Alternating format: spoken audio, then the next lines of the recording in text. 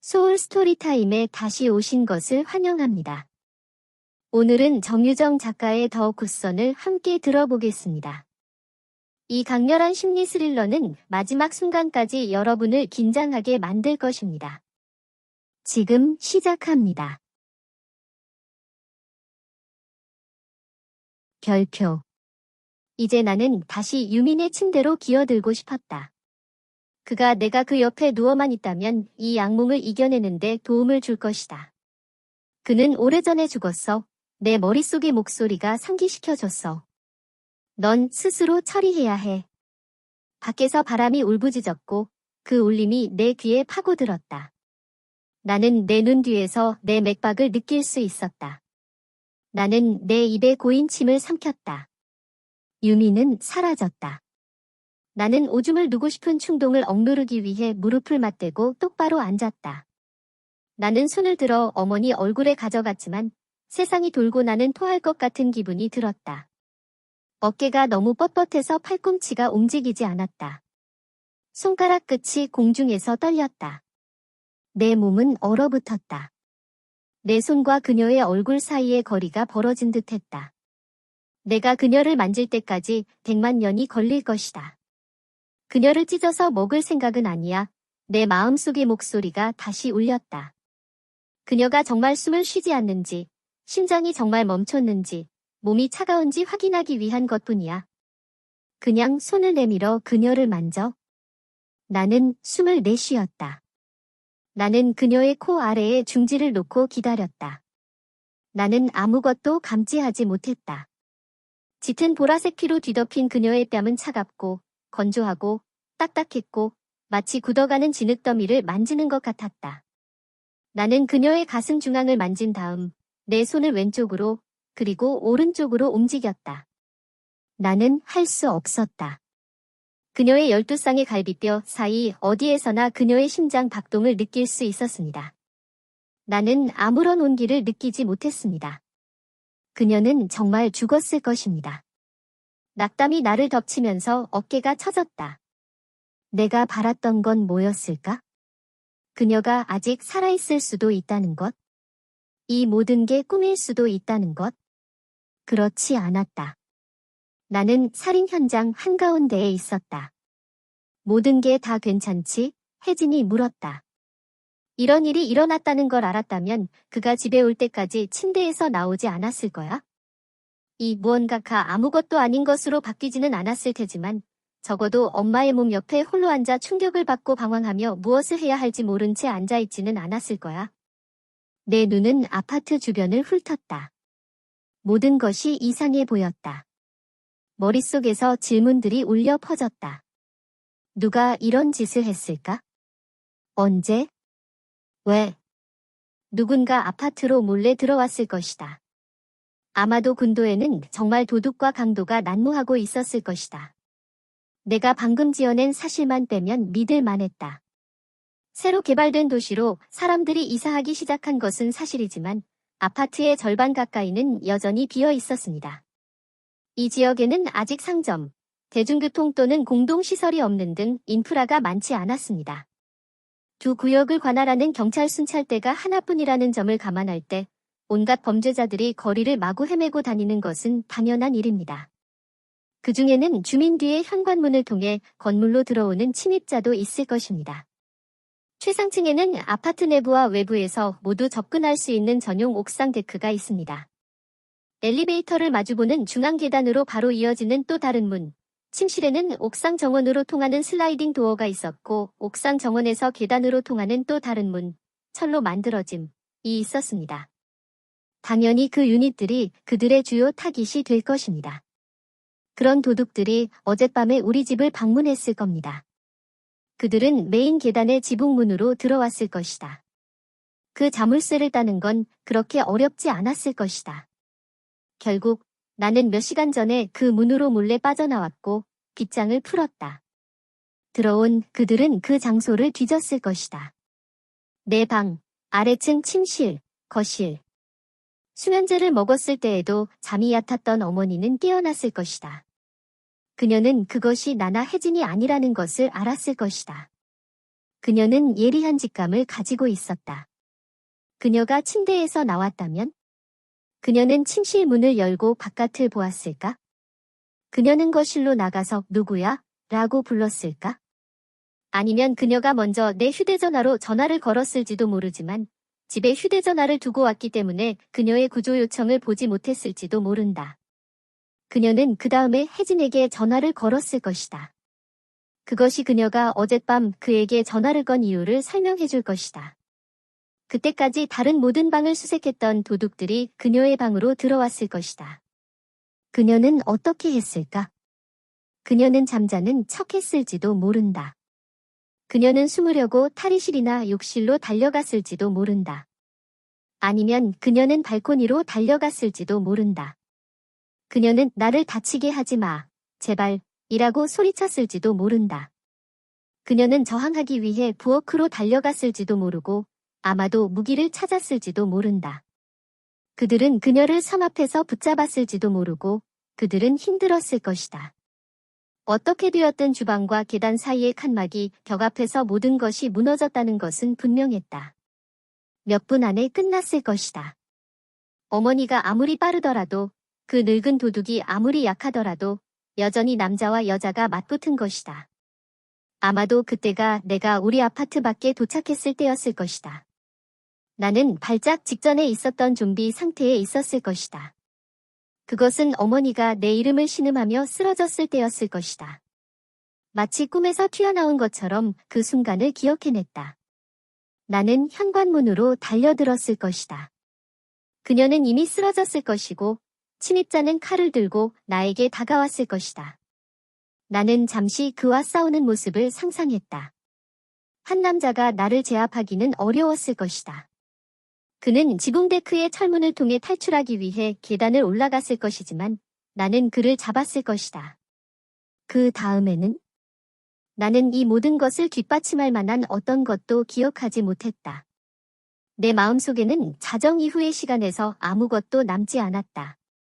하지만 여전히 말이 되긴 했다. 만약 내가 도둑을 물리친 후 발작을 일으켰다면, 만약 내가 침대에 기어들어간 후 깊은 잠에 빠졌다면 나는 그 사건들을 기억하지 못할 수도 있었다. 그럼 이제 어떡하지? 나는 그것을 보고해야 했다. 나는 그것을 보고해야만 했다. 나는 거실 테이블로 기어가서 전화를 끊었다. 누구에게 전화해야 할까? 구급차? 경찰? 내 손가락은 계속 버튼에서 미끄러졌다. 숫자가 내 눈앞에서 튀고 춤을 추었다. 내가 숫자를 누르는데 너무 오랜 시간이 걸려서 자동으로 전화번호 안내로 보내졌다. 내 목에서 으르렁거리는 소리가 새어나왔다. 나는 내 허벅지에 손바닥을 얹고 다시 시작했다. 1, 1, 2, 조심스럽게 숫자 하나하나씩 비상 전화번호를 돌렸다. 무슨 말을 할지 생각했다. 그러고는 고개를 들고 얼어붙었다.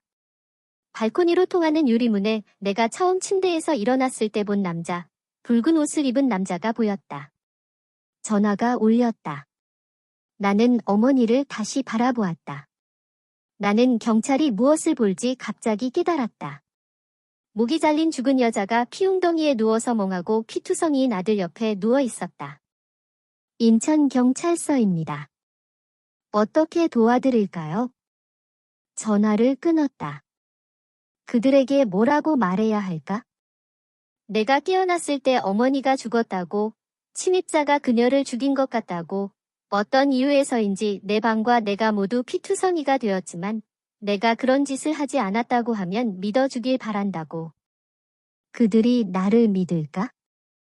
내 머릿속의 목소리가 말했다. 차라리 그녀가 자신의 목을 베었다고 말해도 괜찮을 거라고. 침입자가 있었다는 것을 증명하려면 침입자 자신이나 그의 시체 중 하나가 있어야 했습니다. 그의 유일한 흔적은 계단과 층계참에 있었습니다. 싸움에서 부상을 입었다면 그는 여전히 아파트 어딘가에 있을 것입니다. 아니면 그가 숨어서 밤새 죽었다면 그의 시체가 여기에 있을 것입니다. 그러면 모든 것이 말이 될 것입니다. 왜 내가 피투성이로 깨어났는지, 왜 층계 참과거실에 그렇게 많은 피가 있었는지, 왜 자정 이후에 무슨 일이 있었는지 기억할 수 없었는지, 그리고 나머지 모든 것들이 말입니다. 나는 전화기를 받침대에 다시 놓았다. 피가 혈관을 쿵쾅거리며 흘렀다. 내 생각은 빠르게 진행되기 시작했다. 손과 발이 꿈틀거렸다. 신경회로가 윙윙거렸다. 나는 아파트에 있는 모든 숨은 장소를 생각했다. 그것은 그가 누울 수 있는 따뜻한 곳, 쉽게 찾을 수 없는 숨겨진 곳, 그 기준을 충족하는 곳이 적어도 10곳은 있었습니다. 나는 일어나서 발끝으로 엄마의 침실 문으로 다가가 숨을 참았다. 손잡이를 돌리고 문을 발로 차서 열고 안으로 돌진했다. 방은 깨끗했다. 평범해 보이는 것은 없었다. 피도, 발자국도, 싸움의 흔적도 없었다. 유리 발코니 문 위에 걸려있는 이중 커튼은 단단히 닫혀 있었다. 침대는 잠을 잔 것 같지 않았다. 베개는 침대 머리판에 깔끔하게 기대어 있었고 하얀 양모담요는 팽팽하고 매끈했다. 램프와 시계는 침대 옆 탁자의 평소 자리에 있었고 사각형 쿠션은 침대 발치에 있는 소파에 단정하게 놓여 있었다. 어머니가 깨어나 방을 정돈한 후로 항상 보였던 것처럼 질서정연했다. 유일하게 조금이라도 방해받은 것은 책상뿐이었다. 볼펜 한 자루가 가장자리에 놓여 있었고 키가 큰 가죽 의자는 뒤로 밀려 있었다. 갈색 담요는 여전히 깔끔하게 접혀 있었고 마치 의자 팔걸이에서 미끄러져 내려온 것처럼 아래 바닥에 놓여 있었다. 나는 침대 위로 뛰어올라 커튼을 잡아당겼다. 아무것도 없었다. 커튼 뒤나 발코니 밖에 아무도 없었다. 나는 내장된 찬장을 하나하나 열었다. 첫 번째 찬장에는 베개, 쿠션, 커튼이 있었고 가운데 찬장에는 학교 견학을 온 학생 10명 이상이 입을 만큼의 시트와 담요가 있었고 세 번째 찬장에는 작은 물건들이 들어있는 상자들이 있었다. 나는 그녀의 탈의실 문을 열었고 그 문은 서재와 혜진의 방으로 이어졌고 불을 켰다. 침실과 똑같았다. 강박적으로 깨끗한 흰색 대리석 바닥은 아이스링크처럼 빛났고 강박적으로 깔끔한 화장대에는 항아리와 튜브가 깔끔하게 줄지어 있었고 강박적으로 정리된 서랍에는 옷이 정확히 서로 위에 쌓여 있었고 강박적으로 질서 정연한 옷장에는 계절별로 꼼꼼히 구분된 옷이 개별 가방에 들어 있었습니다. 도둑의 흔적은 없었습니다. 욕실도 비슷했습니다. 바닥은 건조하고 깨끗했고 샴푸의 가벼운 향이 깨끗한 공기를 향기롭게 했습니다. 나는 서재문을 열었는데 거기에는 아버지의 오래된 소지품과 어머니의 책이 있었다. 언제나 그랬듯이 똑같았다. 나는 거실을 다시 나가서 주방으로 들어갔다. 주방도 깨끗했다. 발자국이나 피가 어디에도 없었다. 피는 어머니의 몸 주위에만 있었다. 만약 그녀가 죽은 곳이 거기였다면 주변의 모든 것이 피로 뒤덮였을 것이다. 나는 아파트의 나머지 부분을 둘러보았다. 주방 뒤의 발코니, 혜진의 침실과 욕실. 모든 것이 정상적으로 보였다. 혜진의 방에서 나가면서 나는 그의 침대, 텔레비전, 옷장, 책상, 의자에 걸려있는 운동복을 마지막으로 한번 둘러보았다.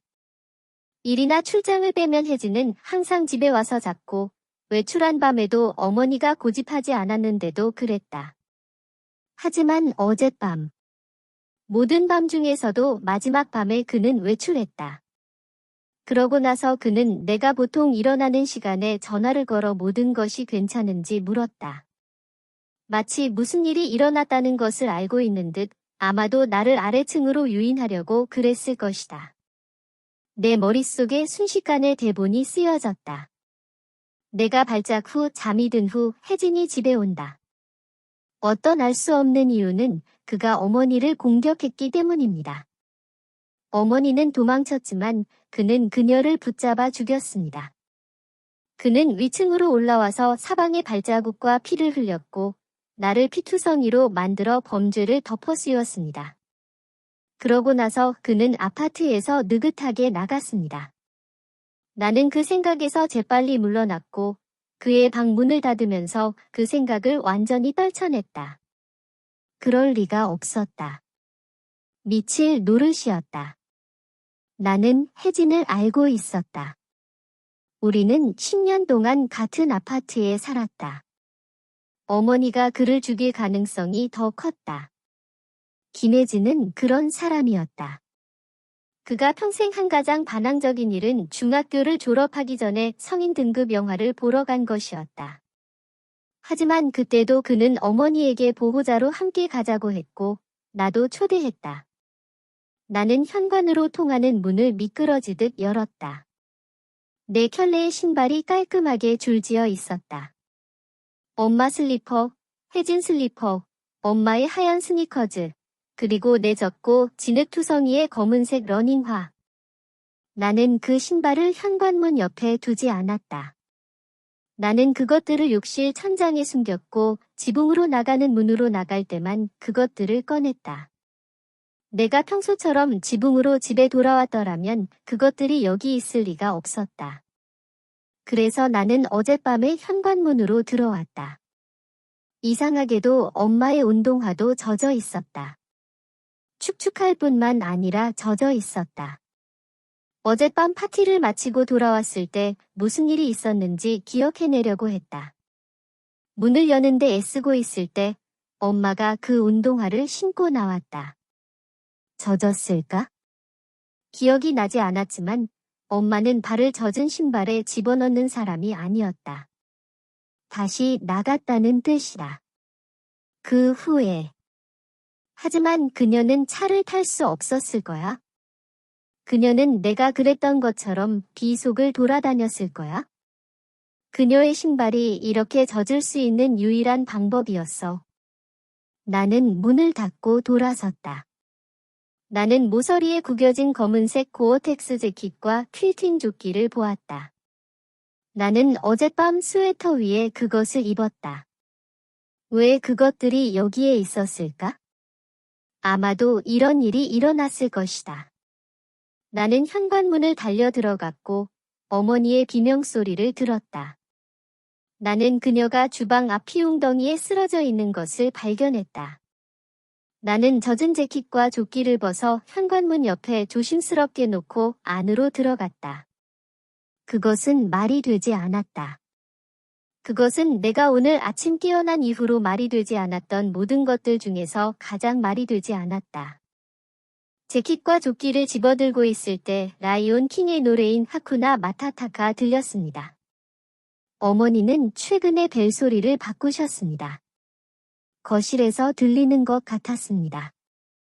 나는 재킷과 조끼를 여전히 손에 든 채 달려들었고 커피 테이블 가장자리에 있는 그녀의 휴대전화를 보았다. 경찰에 전화했을 때는 눈치채지 못했다. 그녀는 종종 휴대전화를 거기에 두고 갔다. 예상치 못한 이름이 화면에 나타났다. 혜원. 이모가 왜 그렇게 일찍 전화를 걸었을까? 6번 울렸다. 그러고 나서 무선 전화가 울리기 시작했다. 또 이모.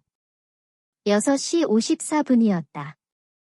혜진과 이모도 똑같은 일을 하고 있었고 1시간 반 차이로 떨어져 있었다. 생각이 떠올랐다. 어젯밤에도 엄마가 이모에게 전화했나? 나는 엄마의 전화를 들었다. 나는 엄마에 대해 엄마만큼 알고 있었기 때문에 전화를 열 수 있었다. 통화 목록에 따르면 엄마는 오전 1시 30분에 혜진에게 전화를 걸었지만 그들은 말하지 않았어. 그녀는 오전 1시 31분에 이모에게 전화했고 그들은 3분 동안 통화했어. 그러니까 그녀는 적어도 오전 1시 34분까지는 살아 있었어. 나는 어젯밤을 떠올렸다. 내 기억이 가장 선명했던 그 시점으로. 자정 무렵 나는 방파제 옆 횡단보도에 있었는데 그곳에서 안산행 마지막 버스에서 내리는 여자를 보았다. 그 횡단보도는 집에서 약 1마일 떨어진 곳이었다. 걸어갔다면 20분, 뛰고 걷는 것을 번갈아 가며 걸었다면 15분, 끝까지 뛰었다면 10분이 걸렸을 것이다. 나는 뛰었다는 것을 기억했다. 집까지 끝까지 뛰었다면 오전 12시 10분경에 우리 건물에 들어갔을 것이고 오전 12시 15분에는 아파트 현관에 있었을 것이다. 계단을 올라갔다고 해도 기억나지 않았지만 오전 12시 30분 전이었을 것이다. 그래서 저는 오전 12시 30분쯤에 거실로 들어갔고 어머니는 오전 1시 34분 이후에 거실과 주방 사이에서 돌아가셨습니다. 내 뇌는 엉켜 있었다. 무슨 일이 일어났는지 알아낼 수 없었다. 침입자는 내 추측에서 사라졌다. 아마도 나는 중요한 것을 놓쳤을 것이다. 이 모든 것을 하나로 묶을 무언가를. 재킷과 조끼, 그리고 어머니의 전화기를 여전히 손에 든 채 나는 어머니 쪽으로 돌아섰다. 어머니는 피 웅덩이에 깔끔하게 누워서 마치 잠든 것처럼 보였다. 처음으로 나는 그녀의 자세에서 부자연스러운 것을 알아챘다. 목에 큰 상처가 나서 피를 흘리는 사람은 머리카락을 앞으로 긁어 얼굴을 가리고 가슴에 손을 조심스럽게 얹을 시간이 없을 것이다. 나는 그녀에게 다가갔다. 나는 전에는 알아차리지 못했던 것들을 이제 알아차렸다. 크고 무거운 물체가 계단 아래로 끌려와 피를 묻힌 것처럼 보였다. 어머니의 몸과 같은 물체. 얼룩 옆에는 위아래로 향하는 발자국이 있었다. 누군가가 계단에서 어머니를 살해하고 그녀를 끌어내려 이렇게 배치한 것이다. 하지만 왜? 누가 이런 짓을 했을까? 침입자나 해진이 아니라면 다른 가능성은? 나는 겁에 질려 어머니를 바라보며 고개를 저었다. 나는 내 마음이 이전에 무엇을 떠올렸는지 기억해냈다. 차라리 그녀가 자신의 목을 베었다고 그들에게 말해도 괜찮을 것이다. 그럴 수도 있었을 거야, 내 생각엔. 어떤 이유에서인지 그녀는 계단에서 스스로 목을 베었고 어떤 이유에서인지 나는 그녀를 막을 수 없었다. 왜냐하면 나는 발작을 일으킬 참이었기 때문이다. 그녀는 쓰러져 계단 아래로 굴러 떨어졌다. 나는 아래층으로 내려가 그녀를 지금 있는 곳으로 옮겼다. 아마도 내 발작이 시작되기 전에 내가 할 수 있는 최소한의 일이었을 것이다. 아마도 나는 멍하고 생각할 수 없기 때문에 그녀를 잠자리에 눕힌 다음 매일 밤처럼 그녀에게 안녕을 고했을 것이다. 나는 희망의 빛을 느꼈다. 그녀가 왜 스스로 목을 베었는지, 왜 내가 그녀를 막을 수 없었는지 알아낼 수 있다면 용의자가 될까봐 걱정하지 않고 경찰에 전화할 수 있을 것이다. 나는 그것을 알아낼 수 있을 것이다. 아니면 적어도 그것을 이해할 수 있게 만들 수 있을 것이다. 나는 항상 장면을 재구성하여 이해할 수 있게 만드는 재능이 있었지만 어머니는 이 기술을 거짓말이라고 부르며 폄하했다. 나는 피나 발자국을 밟지 않도록 조심하면서 계단을 올라갔다. 계단 위에 피가 흐르기 시작했다. 응고되었다. 발자국은 무질서했고 사방으로 찍혀 있었다. 누군가가 혼란스럽게 왔다 갔다 했다. 유진, 어머니가 내 기억 어딘가에서 낮은 목소리로 감정을 억누르며 반응을 강요하는 목소리로 불렀습니다. 나는 멈춰 서서 이제 짙은 보라색으로 얼룩진 단단한 나무 패널 벽을 바라보았습니다. 나는 내가 그 벽에 기대어 구석에 몰린 것을 볼 수 있었습니다. 나는 숨을 멈췄습니다. 당신은 어디에 있었습니까? 이 기억은 언제부터였을까? 어젯밤? 방파제에서 돌아왔을 때? 흐릿한 의식의 바닥에서 희미한 빛이 깜빡였지만 눈을 깜빡이자 벽에 기대어 있던 나의 유령 같은 모습이 사라졌다. 엄마의 목소리도 사라졌다. 나는 계단을 계속 올라가 복도의 대리석 바닥을 따라 마른 발자국을 따라갔다. 의도적으로 발꿈치를 디뎠지만 미끄러지고 넘어지는 것 같은 느낌이 들었다. 나는 내 방에 피 묻은 문 손잡이를 돌리고 안으로 들어가 침대 발치에 섰다. 그 자리에서 멈춰 어머니의 목소리가 다시 들렸다. 나는 발자국 옆에 섰다. 발자국은 내 발과 같은 크기였다. 나는 조심스럽게 방을 둘러보았다. 미닫이 문은 여전히 약간 열려 있었고, 블라인드는 한쪽으로 밀려 있었고, 페르골라의 불빛은 안개 속에서 깜박거렸고, 깔끔한 책상, 집에서 입었던 편안한 옷이 늘어진 의자, 침대 옆 탁자 위에 무선 전화기, 피로 젖은 베개와 담요. 어머니의 전화기가 내 손에서 미끄러져 바닥으로 떨어졌다. 모든 단서가 한 사람을 가리키고 있었다. 침입자, 살인자는 바로 나였다. 나는 침대 가장자리에 뻣뻣하게 앉았다. 왜 그랬을까? 어젯밤 12시 30분쯤 집에 왔다. 만약 그때 나는 그녀를 우연히 만났고, 그녀는 아마도 오랫동안 나를 인질로 잡고 내가 무슨 짓을 했는지 알아내려고 애썼을 것이다. 그녀는 내가 발작 직전이라는 것을 알아냈을 것이고, 내가 약을 먹지 않는다는 것을 깨달았을 것이다. 그녀의 특기인 부드러운 꾸지람이 시작되었을 것이다. 하지만 그래도 내가 그녀를 죽인 이유를 설명하지는 못했다. 아들이 해서는 안 될 짓을 하다가 들켰을 때 살해했다면 얼마나 많은 어머니가 살아있을까? 나는 몸을 구부정하게 구부렸다.